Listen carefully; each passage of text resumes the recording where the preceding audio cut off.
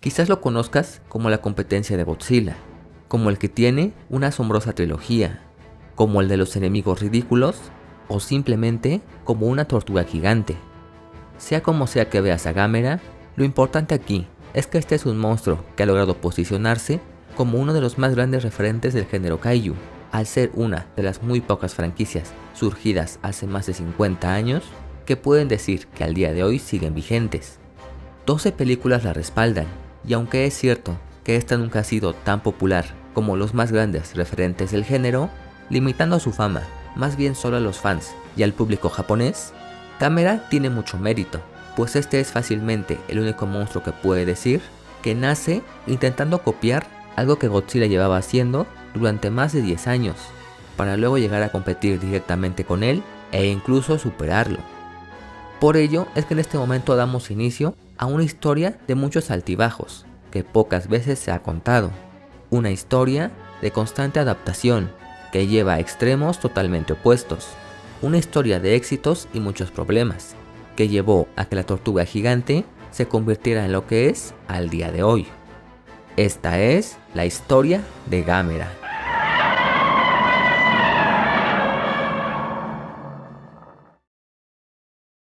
Para comenzar a hablar sobre la gran tortuga, tenemos que remontarnos a algunos años antes de su estreno en la década de los 60,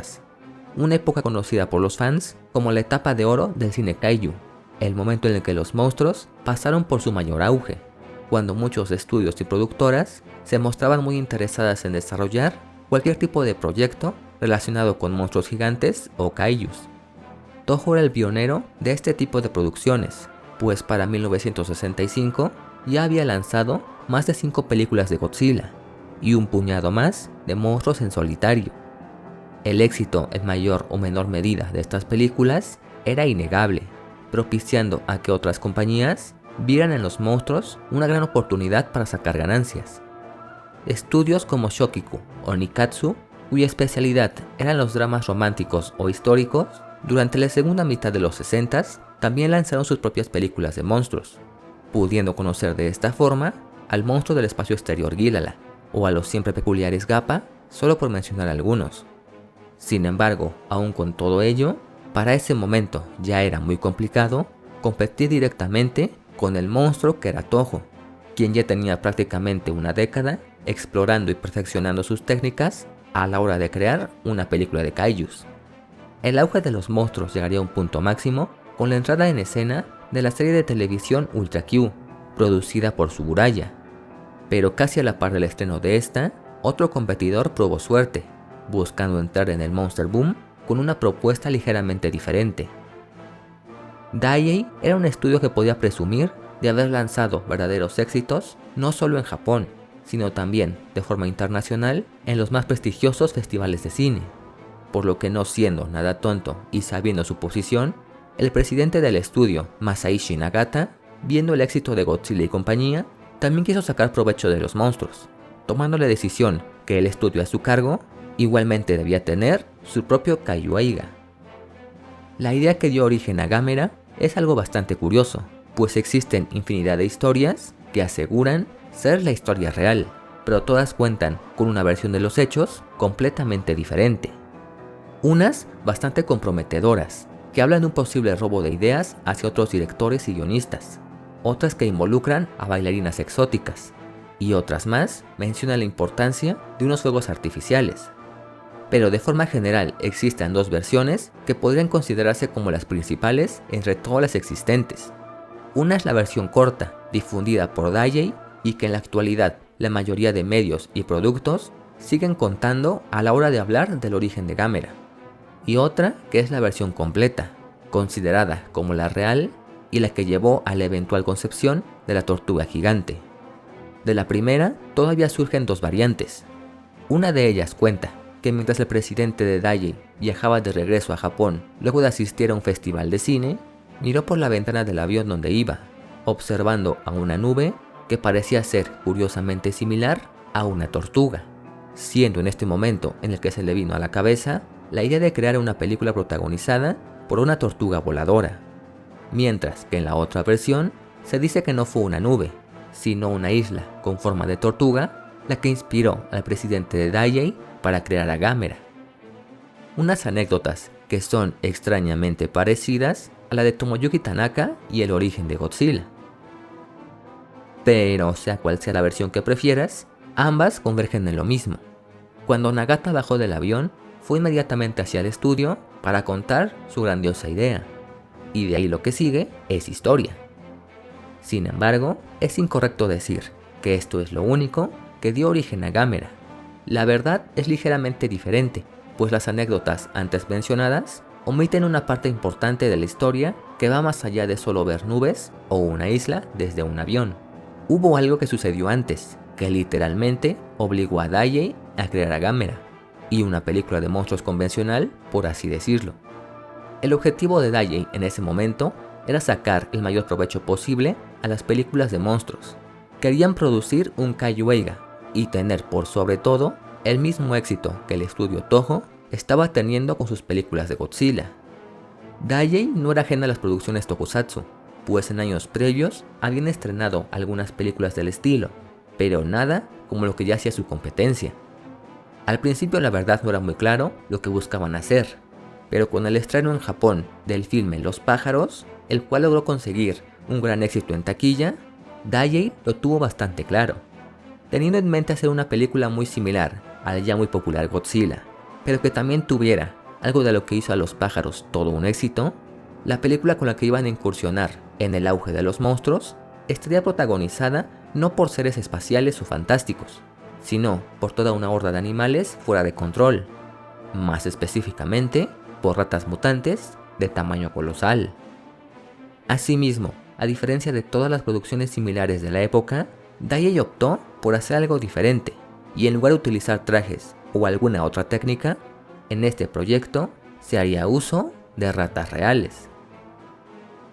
Como era de esperar, esto trajo sin fin de problemas en la producción, desde frustración en el personal de efectos especiales, al verse incapaces de controlar a las ratas, que por cierto, habían sido traídas desde los peores lugares imaginables, hasta enfermedades y problemas con las autoridades de salubridad por el uso irresponsable de estas.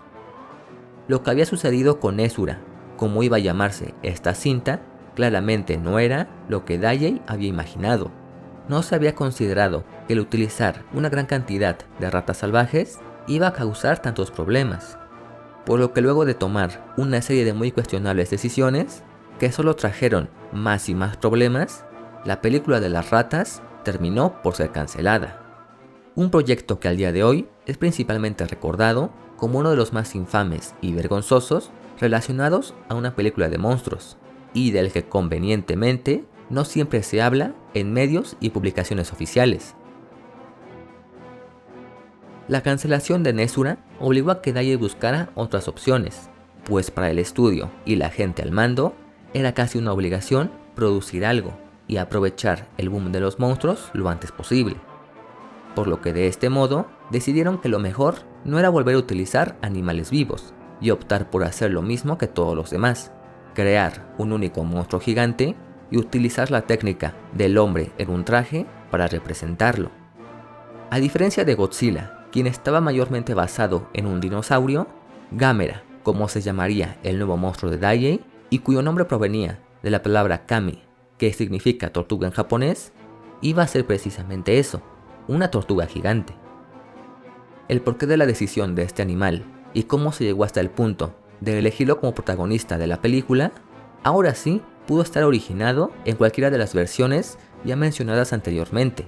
aunque, según diversas publicaciones ajenas a Daiei y algunos entusiastas del género, más bien consideran que la elección de la tortuga tendría un significado más profundo y representativo, pues tomando en cuenta que según varias creencias y tradiciones japonesas, las tortugas se consideran como un símbolo de fuerza, buena suerte, longevidad y perseverancia,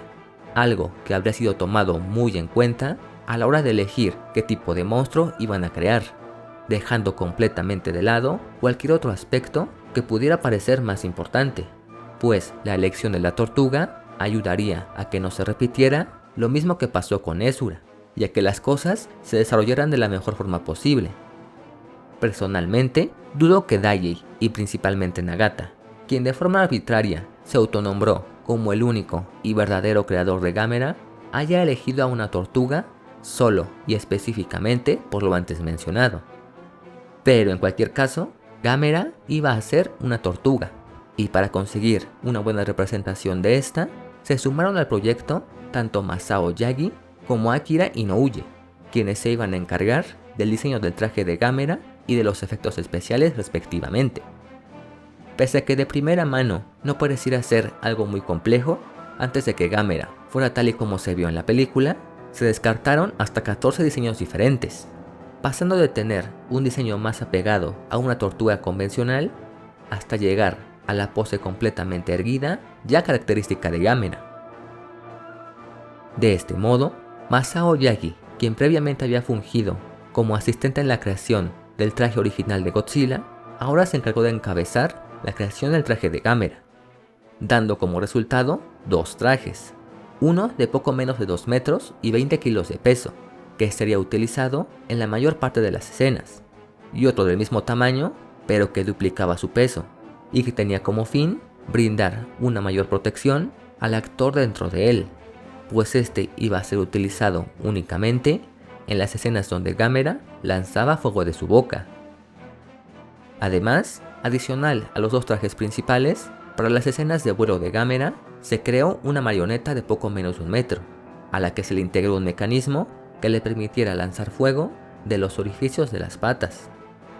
A la hora de elegir quién estaría dentro del traje de Gamera, se hicieron muchas pruebas con muchas personas diferentes. Sin embargo, nadie soportó la incomodidad de portar el traje durante mucho tiempo,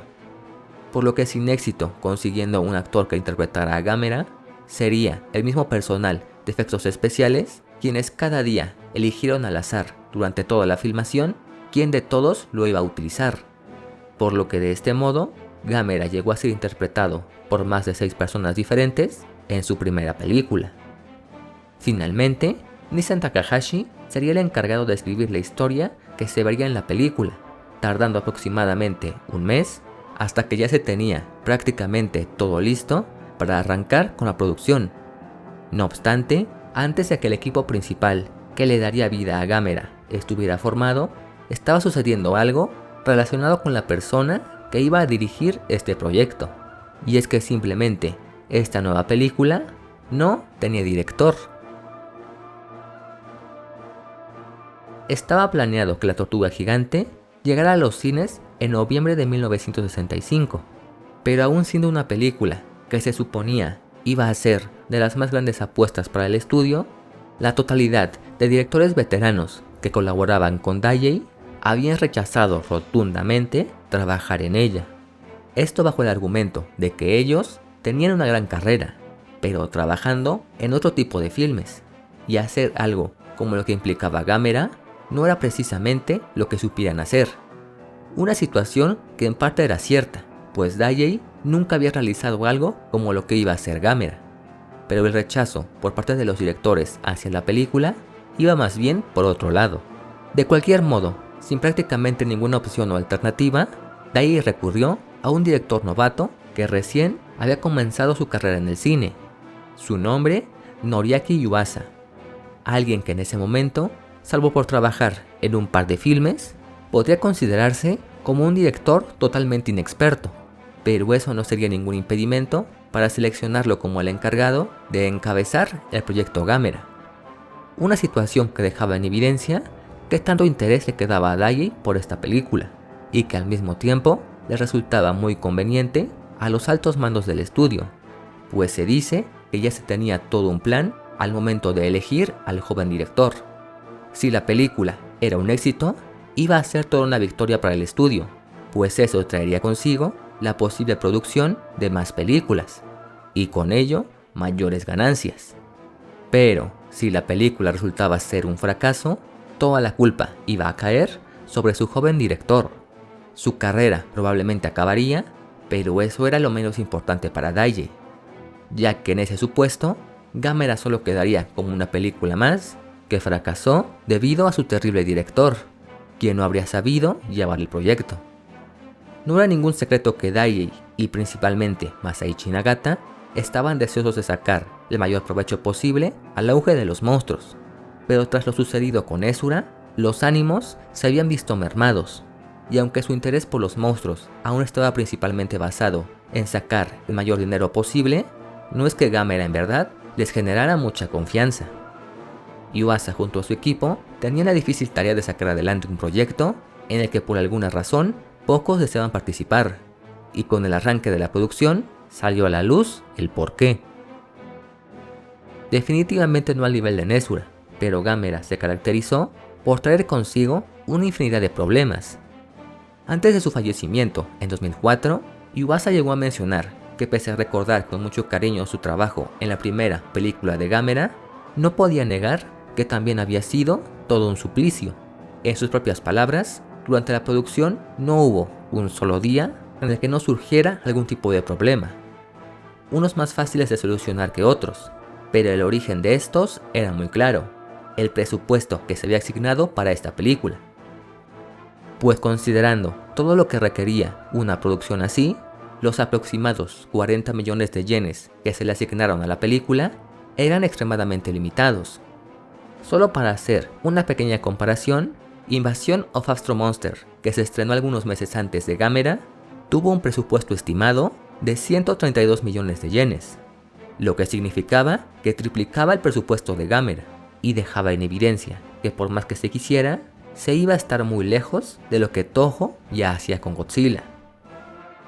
Aunque las filmaciones con los personajes humanos no es que fueran algo difícil de hacer, el verdadero reto venía el momento de poner a Gamera en pantalla, pues se carecía de lo mínimamente necesario para filmar correctamente una escena de ataque. El equipo era obsoleto o defectuoso, se tenía muy poca luz, las maquetas que se habían creado para Nezura tuvieron que ser reutilizadas para ahorrar un poco. Las escenas de Gamera, que conllevaban la destrucción de miniaturas y el uso de explosivos, se vieron más limitados de lo que se quería. Se utilizaron grabaciones de desastres reales para no filmar escenas que requerían un mayor esfuerzo. Sin mencionar que el equipo de efectos especiales se vio obligado a improvisar con objetos que se tenían a la mano para así lograr el resultado que se buscaba en determinados momentos. Pero más allá de eso, de entre todas las cosas, lo que en verdad hizo evidente la limitada cantidad de presupuesto es que la película fuera filmada en blanco y negro. Esta decisión, más allá de querer conseguir un estilo similar a lo que fue la primera película de Godzilla, y así establecer una rivalidad entre ambos monstruos, tal y como muchos medios lo aseguran, en realidad esto se hizo así, dado que resultaba más fácil de hacer. Así se podía disimular mucho más las carencias de efectos especiales y los escenarios. Pero por sobre todo, se hizo así porque era mucho más barato. Yuasa aseguró que esta película era una especie de prueba. Se le dijo que esta iba a ser en blanco y negro, pero en caso de realizar una segunda película, ahora sí le prometían que se podría ver a Gamera a todo color. Daiei no tenía a alguien como Tsuburaya y su equipo de efectos especiales, pero en cambio tenían a Akira Inoue, quien en conjunto con Yuasa, con muy poco se las arreglaron para que el producto final se viera realmente bien, considerando que no se tenía para nada el mejor equipo para hacerlo. Cualquiera puede ver la película hoy en día, y más allá de las claras limitantes de la época, es casi imposible imaginar que fue hecha con una cantidad de dinero mucho menor que el resto de películas similares. Por lo que de esta forma, luego de fracasar en el primer intento con la gran Horda Nezura, y en realidad ya no teniendo tanta fe en este proyecto, Daiei estrenó Gamera tal y como se había planeado, en noviembre de 1965.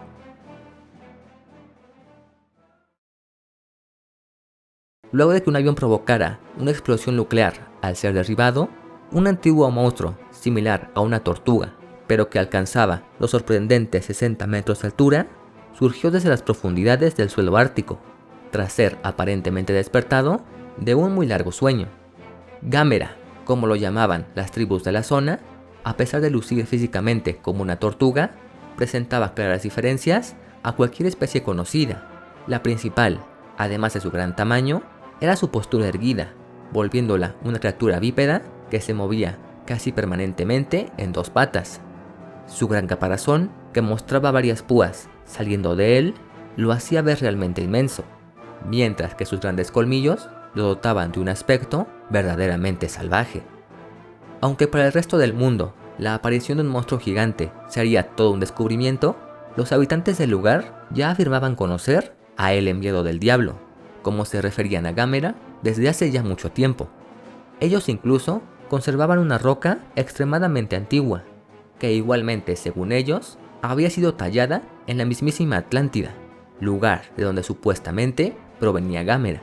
y la que además de mostrar una representación de la tortuga lanzando fuego, también la mostraba volando. Si bien estas afirmaciones nunca llegaron a ser comprobadas, quedando el origen de Gamera como algo desconocido, por las propiedades que esta inusual criatura posee, se ha tomado en cuenta la posibilidad que efectivamente, por alguna razón, la tortuga gigante haya sido creada o modificada por los antiguos atlantes. Con su liberación, Gamera rápidamente volvió a la superficie, primero destruyendo un barco rompehielos que se encontraba cerca, para luego simplemente retirarse de regreso al océano. El desconocimiento de las increíbles capacidades de Gamera llevó a creer que ésta terminaría muriendo por sí sola, pues había sido afectada directamente por una explosión nuclear, y nada en el mundo, por grande que fuera, podría sobrevivir a tal cantidad de radiación. El tiempo pasó, Gamera no volvió a ser vista por ninguna parte, y en cambio lo que se empezó a presentar eran extraños encuentros con lo que se describía como un platillo volador. No obstante, a diferencia de lo que todos pensaban, una explosión nuclear estaba lejos de matar a Gamera, volviendo a aparecer ahora en Japón, atacando el faro de un pueblo. Su aparición sería fugaz, pero este ataque, por insignificante que parezca, fue trascendental para el futuro, y es que aún viéndose furiosa al destruir el faro, la tortuga se dio el tiempo para rescatar a un niño que estaba a punto de caer y ponerlo a salvo antes de retirarse. Un comportamiento muy extraño, pero al que no se le dio mayor importancia. Tras el ataque, Gamera se dirigió hasta una central eléctrica, donde probando suerte de nuevo, se les quiso detener ahora con electricidad. No obstante, Gamera era igualmente inmune a las grandes cargas eléctricas, entrando en la central y arrasándola completamente. Aunque la destrucción ocasionada por la tortuga solo iba en aumento, esta permitió determinar que Gamera claramente no era una forma de vida normal. Y es que Gamera en su interior poseía un sistema que se describe como un horno de descomposición, que le permite absorber desde carbón y petróleo hasta electricidad y material nuclear, además de sentirse atraído por la concentración de grandes cantidades de calor, viéndose capaz incluso de devorar fuego y magma. Al consumir todo lo antes mencionado, esta almacena cada tipo de cosa en distintos sacos, para luego convertirlos en energía térmica, que es enviada a todo su cuerpo, pero principalmente a su corazón, dotándolo de una cantidad de energía y poder casi ilimitado. Y ahora, sabiendo que su piel era más dura que el metal más resistente y que las armas de fuego y explosiones únicamente la dotaban de más energía, se planeó un ataque diferente. Un ataque ahora basado en frío, que buscaría congelarla el tiempo suficiente para así lograr que ésta cayera sobre su caparazón, y siendo una tortuga, le sería prácticamente imposible volver a ponerse de pie, siendo solo cuestión de tiempo antes de que ésta terminara muriendo. De este modo, cuando Gamera comenzó a trepar una montaña a 4 patas, varias bombas congelantes fueron lanzadas sobre ella. Se tenía solo 10 minutos antes de que Gamera volviera a moverse de nuevo, por lo que rápidamente se le hizo caer, quedando efectivamente sobre su caparazón. Muchos empezaron a celebrar su victoria, pues tal y como se planeó, la tortuga no podía volver a pararse.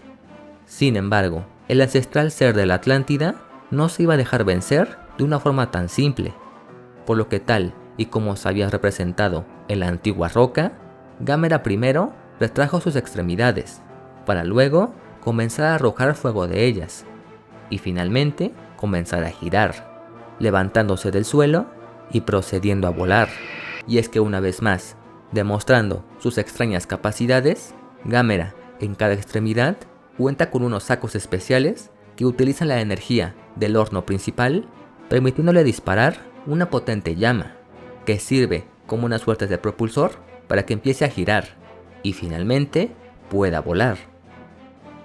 Nada podía parar a la tortuga gigante, quien finalmente se hizo presente en Tokio, desatando toda su furia contra la gran ciudad, y demostrando que así como podía devorar fuego, también podía lanzarlo desde su boca. Importantes construcciones fueron derribadas, e innumerable fue el número de personas que murieron calcinadas, antes de llevar a cabo el plan definitivo, el denominado Plan Z, el cual consistía en llevar a la tortuga hasta una gran plataforma en una isla, para que una vez allí, este quedara atrapado en un colosal cohete, que terminaría definitivamente con su ola de destrucción, pues este lo iba a llevar hasta el espacio.